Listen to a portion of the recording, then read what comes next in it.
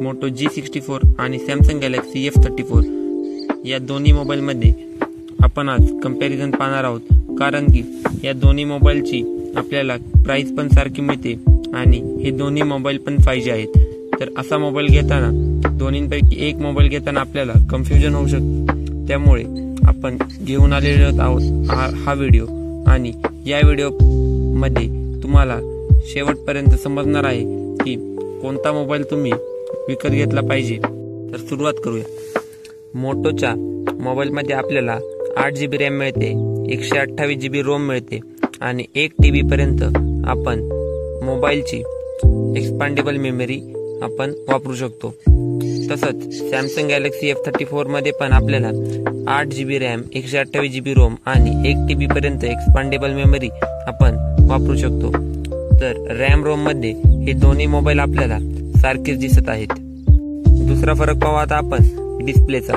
तर आपल्याला मोटो मध्ये दिलेला आहे 6.5 इंचेसचा फुल HD प्लस डिस्प्ले आणि सॅमसंग गॅलेक्सी F34 मध्ये पण आपल्याला दिलेला आहे 6.5 चा फुल HD प्लस डिस्प्ले. तर या ठिकाणी पण डिस्प्ले मध्ये पण आपण दोन्हींची साईज आणि दोन्ही डिस्प्ले आपल्याला फुल HD प्लस दिलेले आहेत. परंतु जसं की आपल्याला सर्वांना माहित असेल, सॅमसंगच्या मोबाईलांचे डिस्प्ले आपल्याला जास्त क्लॅरिटी देतात आणि जास्त आपल्याला कलर वगैरे सर्व काही त्याच्यात चांगल्या प्रकारे आपल्याला मिळतं.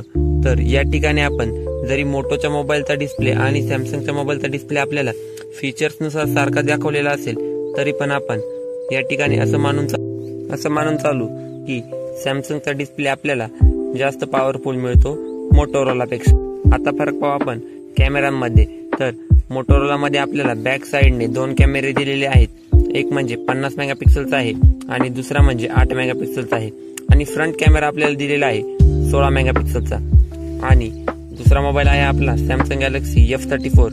यामध्ये आपल्याला 3 कॅमेरे दिलेले आहेत. पहिला म्हणजे 50 मेगापिक्सलचा आहे, दुसरा आहे 8 मेगापिक्सलचा आणि तिसरा आहे 2 मेगापिक्सलचा. आणि फ्रंट कॅमेरा मात्र आपल्याला मोटोरोलापेक्षा कमी मेगापिक्सलचा दिलेला आहे, तो म्हणजे आहे 13 मेगापिक्सलचा. तर या ठिकाणी आपण जरी सॅमसंगला 3 कॅमेऱ्यात असले तरी पण आपण सेम बोलून चालू, कारण की मोटोरोलाचे कॅमेरे पण मी पाहिलेले आहेत.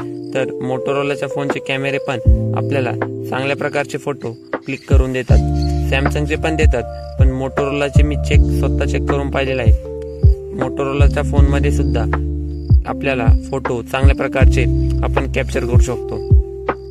तर या ठिकाणी आपण मोटोरोलाचे कॅमेरे चांगले आहेत असं मानून चालू, कारण की आपल्याला 16 मेगापिक्सलचा फ्रंट कॅमेरा आपल्याला कमी किमतीमध्ये मोटोरोलाने दिलेला आहे. बॅटरी बॅकअप जर आपण पाहिला तर 6000 mAh ची बॅटरी आणि दुसऱ्या मोबाईल मध्ये पण 6000 mAh ची बॅटरी आपल्याला दोन्ही मोबाईल मध्ये सेम दिलेली.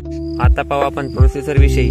तर डायमेन्सिटी 7025 प्रोसेसर आपल्याला मोटो मध्ये दिलेला आहे आणि एक्झिनॉस 1280 प्रोसेसर आपल्याला सॅमसंग गॅलेक्सी मध्ये दिलेला आहे.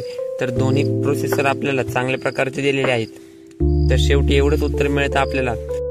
जर डिस्प्ले क्वालिटी जर तुम्हाला चांगली हवी असेल तर तुम्ही सॅमसंग कडे जाऊ शकता, आणि जर तुम्हाला कॅमेरा किंवा आपण बाकी सर्व प्रकारामध्ये पण आपल्याला मोटोरोला चांगला दिसतोय, म्हणजे प्रोसेसर आपण गेमिंगसाठी पण या फोनचा चांगल्या प्रकारे वापर करू शकतो. आपल्याला रॅम रोम सुद्धा चांगली मिळते. नवीन मोबाईल आहेत मोटोचे. मोटोरोला दर महिन्यामध्ये भरपूर मोबाईल्स लॉन्च करत आहेत. आपण मोटोरोला कडे पण जाऊ शकता. पण जर तुम्हाला डिस्प्लेची क्वालिटी चांगली पाहिजे असेल तर तुम्ही सॅमसंग कडे जाऊ शकता, आणि कॅमेरा, प्रोसेसर वगैरे जर चांगलं पाहिजे असेल तर तुम्ही मोटोरोला कडे जाऊ शकता. मोबाईल दोन्ही पण चांगले आहे. तुम्हाला मोटोरोला काहीतरी नवीन घ्यायचं असेल तर मोटोरोला घेऊ शकता, आणि जर तुम्हाला सॅमसंगचे मोबाईल तर चांगलेच असतात. तुम्हाला सॅमसंगचा मोबाईल वेटमध्ये पण थोडासा जास्त भेटेल आणि मोटोरोला मध्ये आपल्याला कलर्स वगैरे चांगले मिळतात. तसं सॅमसंग मध्ये जी सॅमसंगची नॉर्मल थीम आहे, प्रत्येक वेळेस तेच मोबाईल आपल्याला पाहायला मिळतात. तर प्राइस तर दोन्ही मोबाईलची सेमच आहे, म्हणजे 14,999 आणि 14,999. मोटोच्या मोबाईलला एखादी तुमच्याकडे जर बँकचे कार्ड असेल तर ती ऑफर लागू शकते आणि तुमचे ₹1000 या ठिकाणी कमी होऊ शकता, म्हणजेच ₹1000 कमीने तुम्हाला मोटोचा मोबाईल मिळू शकतो। तर व्हिडिओ आवडल्यास नक्की व्हिडिओला लाईक करा आणि चॅनलला सबस्क्राईब